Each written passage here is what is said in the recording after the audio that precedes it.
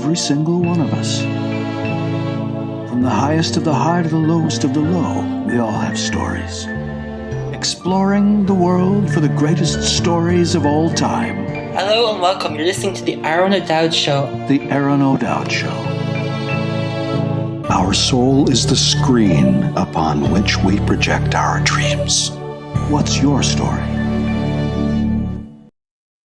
Good evening, good afternoon, good morning to all. It's another edition of the Aron O'Dowd Show where we tune in to see how the legends, our superheroes and all that are formed and forged. You know, I apologize for coming late because I had technical issues. I'm on the road traveling between Ireland and Spain, and you never know, the goddamn mute button always catches you. You know, we all live extraordinary lives, but yet my guest today has gone through some dangerous environments, has spent 29 years, I think 30 years in the British Army, and he's an athlete and helps dogs, and his name is Stephen Hinds. Hello, welcome to the show, Steph. How are you doing? I'm very well, Aaron. Thank you very much for having me on your show. Steph, you know, you spent a lot of time in some dangerous areas and some amazing challenges and successful, and you probably felt disabled in some way. But what was the biggest challenge in life that you faced that really formed and shaped you to the man you are? Whoa, straight in at the deep end. Yeah. So you're right, 29 years in the military, traveled the world, had some fabulous times, went to some various different places. Afghanistan, Iraq, the kind of operational environments that the military went to. But you're asking what was the biggest single challenge that I faced. It was actually on return from my second tour of Afghanistan, where I planned badly to retire. So I went from being in a high tempo, high stress operational environment to literally sitting at home in my front room with no responsibilities, no direction. And that, for me, was a sudden kind of crash. And an interesting thing I learned there is that leadership's a great place to hide. So if you're responsible for other people, it's the easiest thing in the world not to look after yourself. So when I was only left to look inside my own head, it took me right back to all my insecurities from my childhood and everything. And I had essentially what is termed in the trade as a breakdown. So that was probably the most frightening experience of my time, which is kind of ironic. I'd just come back from 6 months in Afghanistan to be terrified sitting in my front room. Why were you terrified? Because that was many years ago, and I've done a lot of learning and reading since then. Mm-hmm. But essentially, I found myself in a situation where I didn't have control. I didn't have direction. I didn't have a backup. I didn't have a support network. And the biggest thing that creates fear in a human being is the sense of lack of control. And it stimulates our anxiety, creates panic, because we always like to have at least this modicum of control, this feeling that we do have a choice in what we're going to do. And, people say about the army being institutionalized. I was never a traditional soldier in that respect, but I joined at 16 years and 3 weeks old. And then I left at 45. So my entire adult life had been inside that organization. And suddenly I found myself, I wasn't a child anymore, but I also wasn't part of this organization anymore. And I suddenly felt isolated, alone. And it was like I got every emotion all delivered in one parcel all at once. So it was a deep time. I always say I retired at 45, and it was the most terrifying day of my life, because it was when I figured out where the panic was from, I thought, right, I need structure, I need direction, I need to get control back in my life. And that's what put me on the journey. That's an abridged version of the story. It took a lot more than just one day to figure it all out. But essentially, it's what put me on the journey to where I am now. You wouldn't think 29 years in the army, think there'd be a structure program to transition you to the next life, but it sounds like it wasn't, There was, in their defense, that it does have its problems, but of course, I didn't need it. I was Steph. I was super. I had everything under control. I'll deal with it because I was used to dealing with it in that space. No concept of coming over into this space where I had no understanding of, because I'm living in Germany as well. So I had to get registered as a German citizen. I had to understand German taxation, all of these things. And to be fair, that wouldn't be a problem. The problem was I came straight off operations. So on operations, it's life or death, and it's full commitment to what you're doing. So I wasn't even caring about it. I was like, I'll figure that out later, kind of thing. So there's I don't want to say that this was all because the army let me down. It didn't. It was self-inflicted injury. And you sound like you're Superman. I can do this. I don't need help. But there was probably living in and doing some of those scariest and panicking things. You probably think, no, I'm fine. Well, it's very funny that you say that, because one man's fear is another man's passion and hobby, and it stimulated this idea, this interest I have on psychology. How could I fly out of Afghanistan and sit in a little village in Germany and feel the fear that everyone assumed I had been feeling out there? But when everyone's out there doing their job, surrounded by people, surrounded by support, doing something they're trained to do, fear's not something that people consider. So it was the terror of not knowing that. It's terrifying. I always had an SOP out there. I always had backup. I always had support. Sitting at home, it was just me. And I suddenly felt naked and alone, as though I'm standing on a cliff edge. So, and from a nervous system perspective, that's what I had triggered. I triggered every nerve and sinew in my body to say, holy shit, we don't know what's going on here. We are scared. We need a handle. We need a handrail or a safety net. And I didn't have it. So, interesting times. That's a good word to describe it. It is. And do you think that self-inflicted was through the trauma experiences you were facing and experiencing on the battleground, being in those campaigns? No. I mean, by the time I went to Afghanistan, I was old and bold. So I was as we'd say, a base rat. So I was running the administration. There was still incoming attacks, but I'm going to go on a side note here, right? Because I'm an old fart, and my generation talks about the kids today and everything. But I'm telling you that I have utter respect for every generation, because while I was in my mid-40s out there, deciding whether I should go to the gym or the Pizza Hut, whatever, there were 19, 20-year-old boys and girls going out the gate to go and stand toe-to-toe with the bad guys. And I had the utmost respect for the younger generation, all right? So what I was doing out there wasn't particularly scary in the traditional sense. It was challenging. I had some. We all understand the concept of a soldier being injured or killed on operations, and then their family have to be informed. Well, one of my roles out there was the reverse of that. So, for instance, a soldier's out on operations and his wife has a miscarriage, or his father dies, or some traumatic welfare event has happened in his family. Well, I was the guy that had to go and find him, and then explain to him, and then make his arrangements to get him back to the UK or Germany, wherever he was going. So I was also in an environment where, I mean, the military police called me Captain Death. Anytime they saw me, there was some shit going down, and we had to go and find someone and give them the bad news. So whilst I wasn't in any kind of direct threat to my physical self, it wasn't all hearts and rainbows, So, but in that environment, you just suck it up and get on with it. Mm-hmm. Come home then and sit in your front room with no one around you who can even imagine where you were just 4 or 5 weeks ago.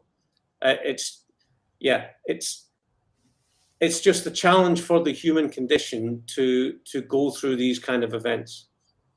It's not. I didn't face anything worse than most people did out there. I didn't do anything heroic. I wasn't in any classically scary environments, but it takes a toll on your mindset.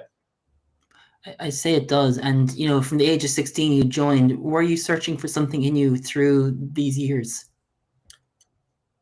I don't think so. I'll tell you my career profile. I had two elder brothers.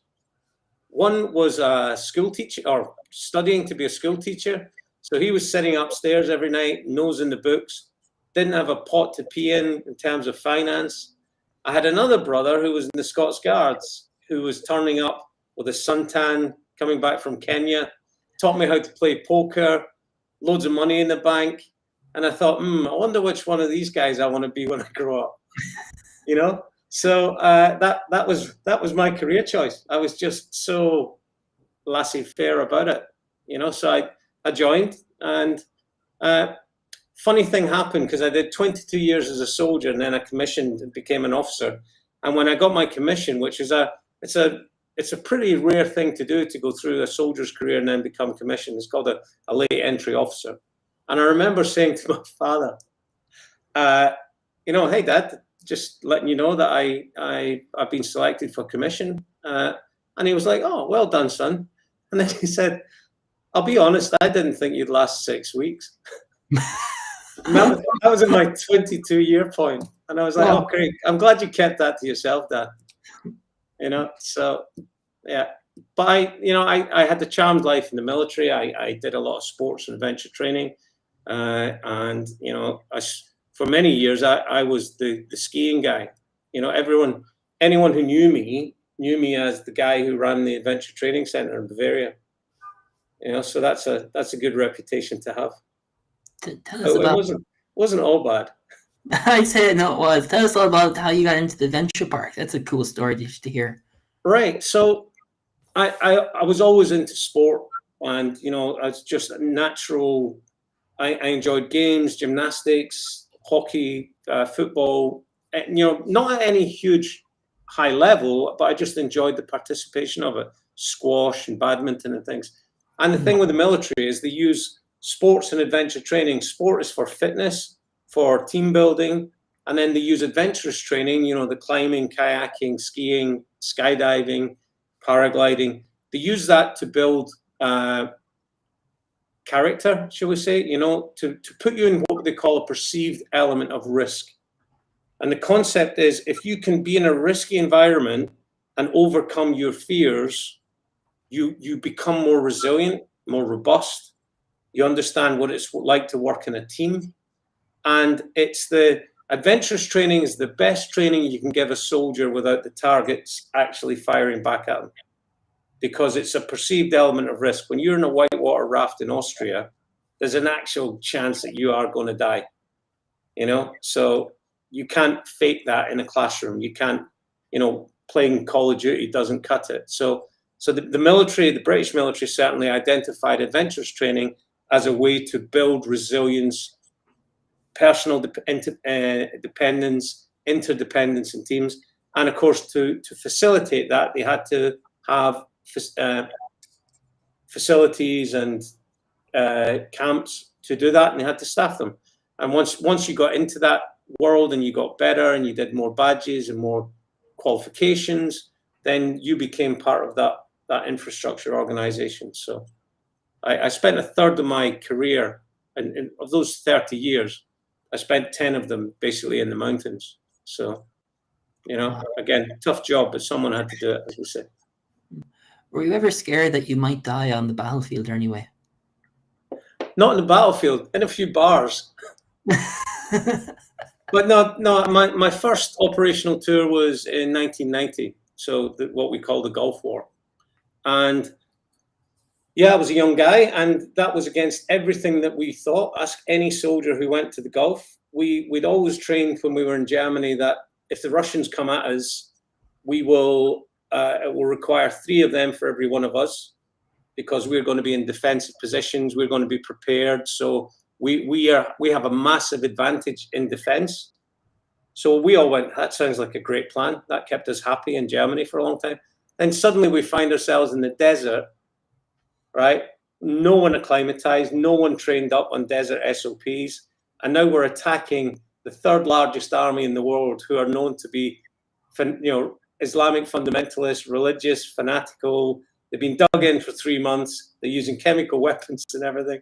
So we were a little bit like, hang on a minute, this is everything against all the training that we've done. So when we turned up for that, most people kind of resigned themselves to thinking this is going to be a real shit show, and there's a lot of us not coming back. So thankfully for our sake, sadly not so for the Iraqis, we went there with overwhelming firepower, and we smashed through the place in a matter of days. But that was the first time I was probably 22, something like that, and I had to write a will.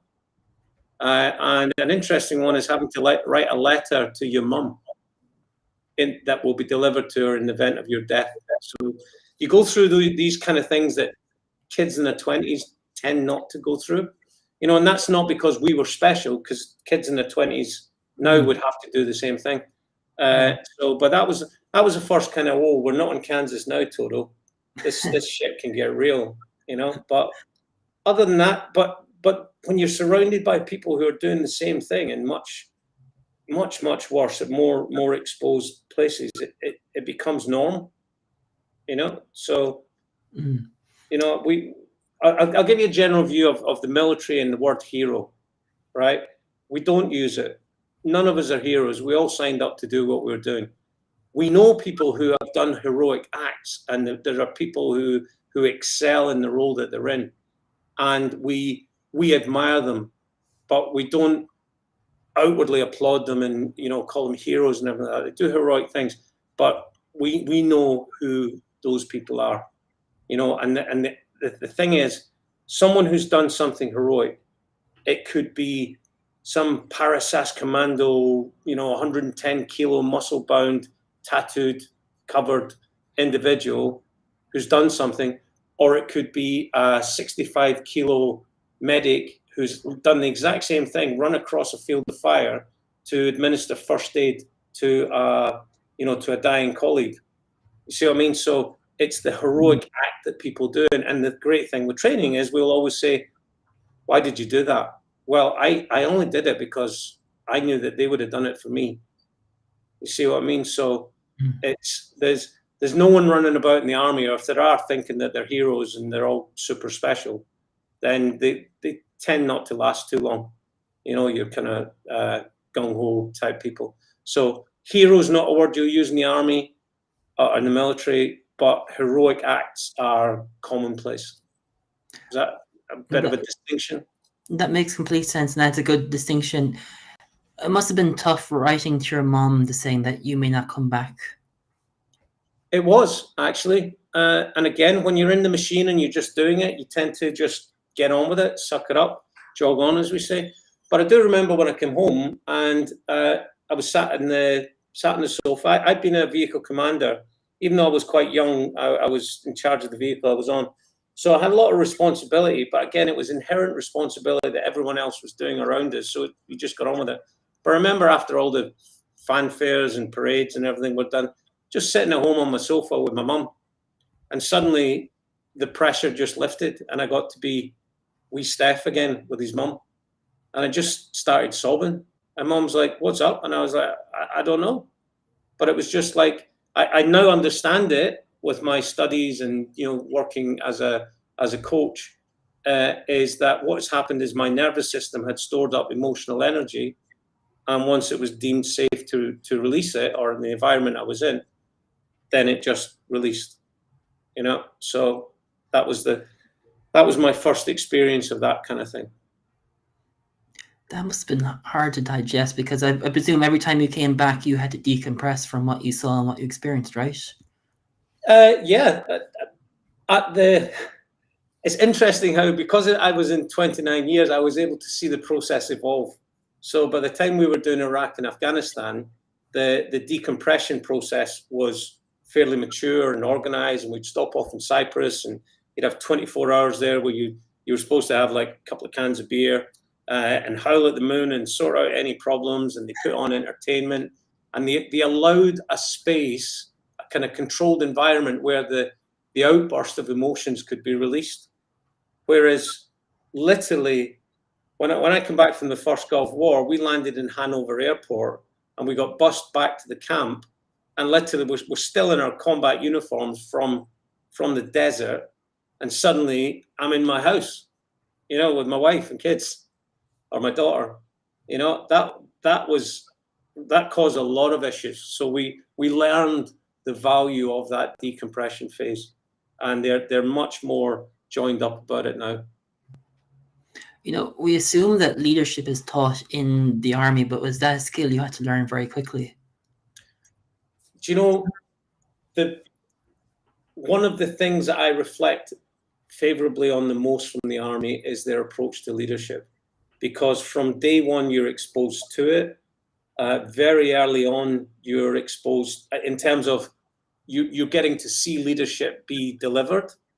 You get to see the worst, you get to see the best, but you see it from the very outset. But very quickly, they will put you in situations where you have an element of responsibility.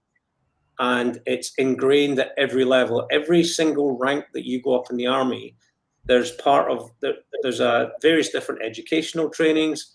There's military skills trainings, but there's an element of leadership at whatever level. So you could be the commanding officer of a regiment and you're selected for full colonel. You will go to Sandhurst and you will take part in training to take you to the next level, to prepare you for staff level work. So at every stage it is wired in to train leadership. So again, it becomes second nature to you. And it's one of the things that since I've been out, I've been working with CEOs, working with corporate clients, getting into industry.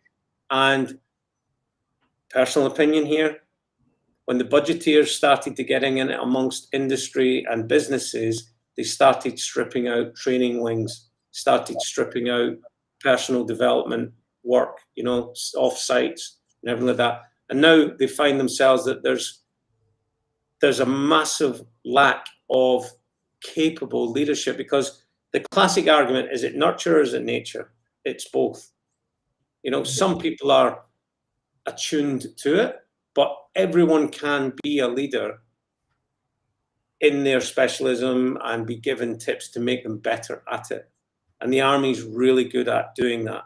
And here's another thing as well. The army,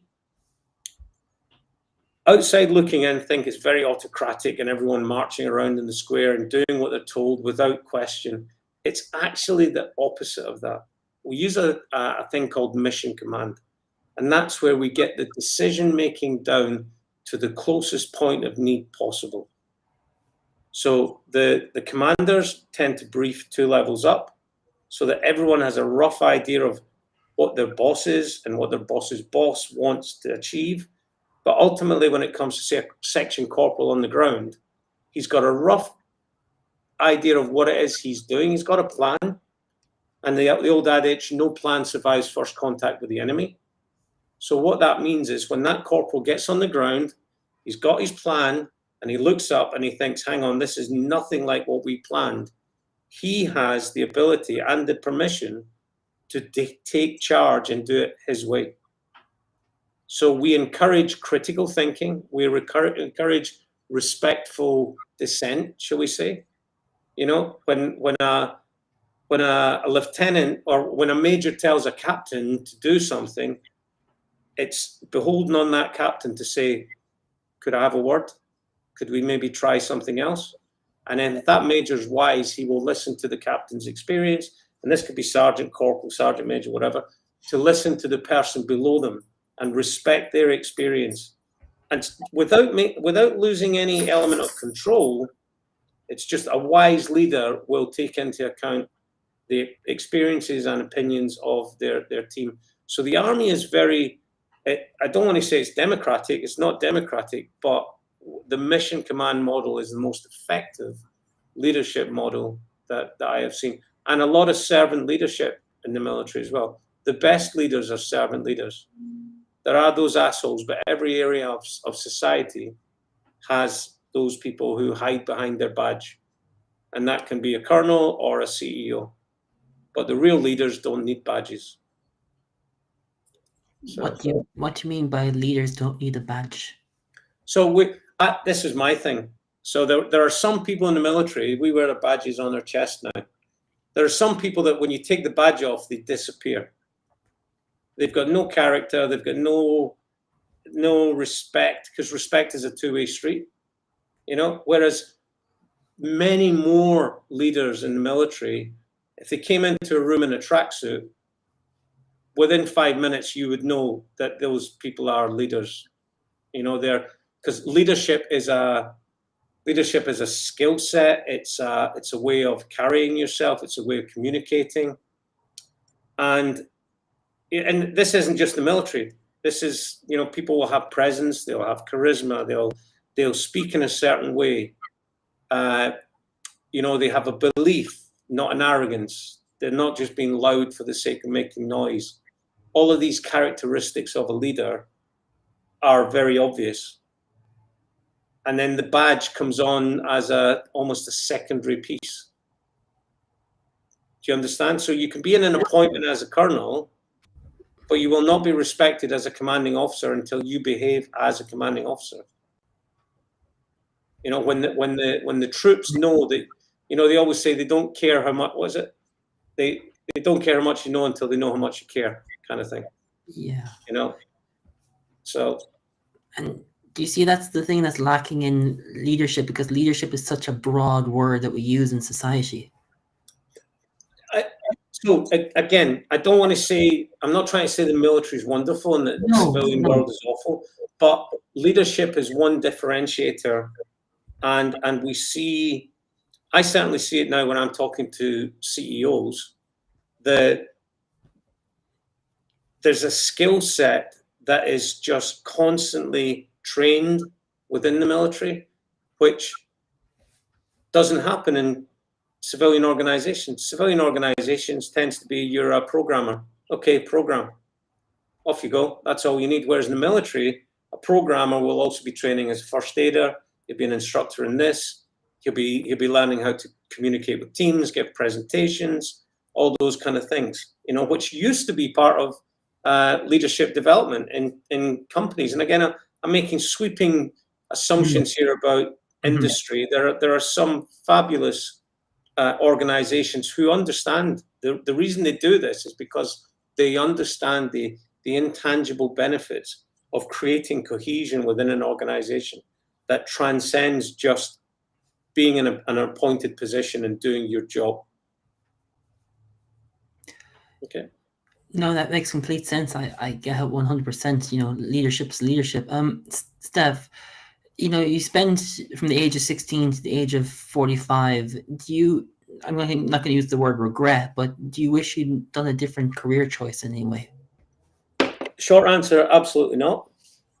You know, it was, there were many more high points than low points. And if I'm honest, the low points tended to be self-inflicted. Again, you know, if I reflect on my military career, I wasn't always the best soldier. I wasn't taking it seriously. And again, on reflection, the fact that I was in the adventure training world allowed me not to have to grow up. So if you imagine a career path going like that, in terms of maturity and learnings and challenges, mine went kind of flat and then whoosh, like this. So I did 2 Afghan tours in my last 3 years, having spent 10 years essentially as a civilian ski instructor. You know, so there's a massive difference in my life, but overall I got the learnings that most people got in that time span. I wouldn't swap it for the world, to be honest. You know, I wish, I don't allow myself to regret anything. I take learnings from the past, I analyze them, I take the bits that I want, and then I put the rest to bed. I don't suffer regret. I know, and totally agree. What do you love about skiing? What do I love about skiing? Yeah. Looks good and chicks dig it. That came to my mind because that was one of the lines that we used as instructors. And the thing about a ski instructor archetype, right? The thing that we did in our ski school is we were not those people. we never ever allowed that genuine belief and behavior to come into the school. All of our people were teachers first, and they cared about their students. But we obviously had our own time, downtime. And we had all the patter and all the banter and all that. And, we used to, if you, when you're an entertainer as well, when you're on the mountain, you've got to keep people, happy and stimulated and all that. So you play the part. And that was one of the lines, what do you like about this? Oh, it looks good and chicks dig it. It's yeah. You just took me back like 25 years there, just to that moment. But what did I enjoy about it? Living in the mountains, the fitness of it, the lifestyle. The thing I loved was being able to teach people who'd never ever been in the mountains before. Would turn up on day one with no skill set, no awareness whatsoever, and after a week they'd be parallel turning down hills. They've got tales of daring do and crazy wild jumps they were doing and all that kind of thing. And in a place where the operational tempo was tough and we were asking a lot of our troops, we were that part where we could say, the work hard, play hard part. We were facilitating the play hard part. And being in that role was a joy for us personally, but also to see the joy that we were creating for the troops and their families was a tremendous satisfaction. Great, tremendous satisfaction. For sure. And being in the mountains, is that a form of meditation for you? Oh, absolutely, yes. I was just doing a meditation yesterday, and there's one place in Stubaital in Austria. One little can't even describe it. It's just an area of the mountain where I have found myself there at times where moments like my mother's death, that kind of thing, where it reminds me of it, where I was in my own thoughts and I was in my own mind, and I can take it to, if we did that three words, three little words or something where you could then 1 square meter on the planet. Well, there's a few places like that around the mountains that mean something to me. The mountain, there's a thing William Blake says, great things happen when men in mountains meet that cannot be done whilst bustling in the street. That sums it up for me. There's so much depth to that line, Sorry? I said there's so much depth to that sentence alone, Well, it's where I face so many of my own demons and fears. It's where I had my best times. It's where I met my wife, so it has many, many poignant, pivotal moments in my life. The words purpose, vision, and mission, what does that mean for you as a soul who rocks the world and has done some legendary things throughout his time?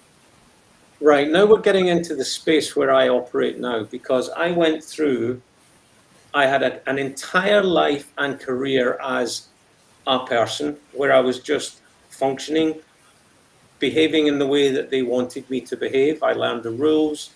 I was quite good at it. I succeeded. And suddenly, just through the design process of, getting to 45, I retired. So I was kind of forced into what is colloquially known as a midlife crisis. And I went through it, short, sharp shock, built my way, at this time, and as a soldier, I was a drinker. So we drank when we were happy, drunk when we were sad, and just went for a beer between times. I was using alcohol to mask my own imposter syndrome, my own unresolved. Not that I had a terrible childhood, but I had some stuff that had to be put to bed. And I found that I was using alcohol as a kind of medication. And so that triggered me and put me into my, didn't help my breakdown further. So I stopped drinking and I started learning and trying to make sense of what I'd been through. And it turns out I'd been through essentially a midlife crisis. And then I started to read into Carl Jung as one example, and he talks about life begins at 40, and up until that point in our life, we're just doing research. We're just figuring stuff out. We're learning the rules. We're learning who we are. We're establishing ourselves, our credibility as say, parents, as partners, as professionals. But especially now with the amount of nutrition knowledge and healthcare, we've got a significant amount of health span and lifespan left when we achieve what was a traditional career. When I started, I left school in 83. So at that time, my father had been working for a company and he'd done it all his life and got his golden watch when he left. And the idea of company hopping or job hopping, it just wasn't known. So I now got a heightened awareness for people in my age group and maybe a bit younger. Let's take someone in the legal profession. They decided from a very early age they wanted to be a lawyer. So they worked hard, they studied, they got into the right school, or they got the right qualifications, got into the right school, got the right degree, got themselves a job at the right firm. They worked hard, they got through all. So they're nose down, focused, work, all the way through. And then suddenly they get to one day, they wake up, they're 40 years old, they're a partner in a firm, they've got a corner office. And what you'll know when you're old, I'm 58 now, but my mind is still 19, 20, 21 years old. So these people are getting to a situation where they've already ticked all the boxes. They're financially and professionally secure and successful. But then they suddenly think, holy moly, there's so much left in life. I don't want to be doing this in 20 years' time. Or they'll see people in the firm at 65 going off and they've sold their soul to the firm and they're just going off into retirement at 65. And the mindset nowadays is, hang on, I want a lot more out of life than just, working for the man, as it were. So, and a lot of people, it's difficult enough me explaining this explicitly, but a lot of people aren't even aware of this. And they just sense it as an increasing feeling of discomfort. And they start to feel insecure, they start to feel a lack of control, maybe they start drinking more, or they're starting to become disillusioned. Or it could be that, a sudden event in their life, a partner leaves them, they have a health incident, something like that causes a kind of epiphany. Or another one, it could be the children that we've spent our, every waking hour for 18 years looking after. Suddenly they're off, drinking their own body weight in real ale in, Northampton University or whatever. And the empty nesters are left at home. And it's this question of, is that all there is? And it creates that feeling that I got in my front room to varying degrees. So I'm positioning myself as a coach, or a mentor of someone who's gone through that process, to be able to say to someone, it's okay, I get you, and I've got you. You're not broken, you're not losing it. This is a natural thing. And it's a stage that Carl Jung calls individuation. And we all go through this at different times, but it's when you stop caring so much about other people's opinion of you. Stop having to, we talk about the old farts, dressing funny and all that. It's because they don't care anymore. I wear tops like this. Do you know why? Because when I leave the interview or I leave meetings, I'm probably going to my dog compound, because my wife and I rescue street dogs, because that's what we're passionate about. So you get to see Steph. This is what you see is what you get. I could have worn a business shirt and pretended to be someone, but I'm not. This is me. And if people don't like that, that's cool. They can go and find someone that does fit their tribe. So it's that feeling of, we just kind of grow through a phase. And here's another important point as well, Aaron. The 20s and 30s are not wrong or right. They're what we do, procreate, build a career, learn about life and all that. But we can't keep living that life until we're 70. So there has to be some formal change at some stage. And all I'm doing is helping people identify it, put a structure in place. And then the way I do that is I'll take them into a life audit with what got you here. Let's take the learnings from there. Okay, let's maybe unravel some stuff that needs to be sorted, patterns. And now we sit down today and we say, right, good. Now we're going to write the next chapter in your book with you as the hero in the story. And then I facilitate them with my knowledge, my network, and I support them in writing the general guidelines for the next 5 or 10 years of their life. So that's where I'm in. I'm helping people through this midlife process, and to answer your question on vision, purpose, and fulfillment, because that's what we start to look for. We say, is this all I am? There must be more to life than this. I want to leave a legacy. I want to make an impact in the world. I don't want to make the shareholders rich anymore. I want to help starving children in Africa, or rescue elephants, or in my case, my wife and I have rescued 1,500 street dogs. So it's finding something bigger than yourself. Ikigai. What I love, what I'm good at, what the world needs, what pays me money. That's the Japanese version of life purpose. Yeah. Sure. And Steph, what is that next chapter for you, the legacy you want to leave behind as your Ikigai? So I've rescued 1,500 dogs. I want to make that 15,000. I run a veterans Facebook group, got 44,000 members in that. I want to support that and grow that and get it into kind of welfare format where we can create funding, that kind of thing. But one thing that I would say to all your listeners, the secret to life, if you want to know the secret to life, is to find something, anything bigger than you. A new car is not it. A bigger house is not it. A new watch is not it. It's finding someone who needs your skills, your services, your support to make their lives better. And that never gets boring. When it does, I'll ring you up, Steph, and say, you said it's boring. Then I'll find you something else. You'll never run out of it. But there's a thing called hedonic shift when we focus inwardly. So if I buy you a Ferrari today, you'll go, wow, that's great, thanks. In 6 months' time, it will be an insurance liability. The kids around the corner will have scratched it. You realize it's useless because you can't get the kids and the shopping in the back, and it'll just be a pain in the arse, right? So that's hedonic shift in my description. You'll eventually get used to anything that's happening inwardly. But the first dog I rescued is as joyful as the 1,500th dog I rescued. It doesn't get boring. And that's the fundamental difference. That's what you learn after 40. It sounds like from rescuing men who are left in the battlefield, now you're rescuing dogs who are still stuck in the streets as they were in the battlefield. But can I say one thing? It's not about me being a martyr.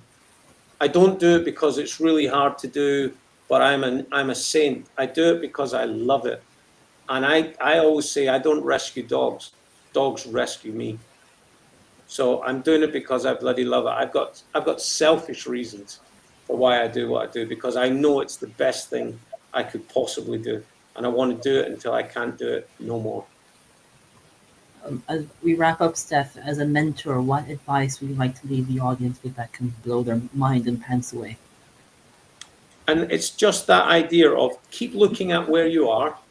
Make sure that you are living a fulfilled life. If you feel like you're not, we never ever want to change today. But a lot of people feel stress and overwhelmed when this is happening, when they're losing control of things, right? Just having a plan is enough. So even if we work out something for 1 year or 5 years' time, you can be in, Viktor Frankl said it best, if we understand our why, we can endure almost any what, or how, I'm paraphrasing that. So if you're in a job that you're not enjoying, you can set out your plan for the next 3 to 5 years where you need qualifications, savings, investments, whatever, when the kids are going to university, once you have that plan in your head, you're taking control of your life again. And you can live your day to day as it was yesterday with a completely different mindset. So if you're feeling unsettled, have a chat with me or someone like me and get yourself a plan for the next 5-10 years. If people want to find more about you, Steph, where can they go? LinkedIn is my most active space. I'm on Facebook as well, but that link that you put up on the screen, if people check that, it'll take you to my profile. And in there, my About section, it's got my YouTube channel and various different coaching materials there. Steph, I want to say thank you so much, man. It's great that there's a soul like you out there honoring the human world and now the doggy world. Only because I love it and it makes me feel happy. Thank you. There you go, everyone. Another incredible legend sharing his story, experience, knowledge, and what makes him forging the uniqueness that he has. Remember, stay tuned to next week at 4 p.m. UK time, 11 Eastern Standard Time, every Tuesday, so you can hear legends like this who have forged the world in everything they've done to shine the light and the soul superstar that they are. Remember, you rock. Take care. Thank you for listening to the Aron O'Dowd Show, where the world's best stories are told. If you like, please post a review or subscribe to the show. To find out more, contact us at aronodowd.com. That's ARONODOWD.com. We're always ready to share another magnificent tale from the world's best storytellers. So stay tuned and rock on.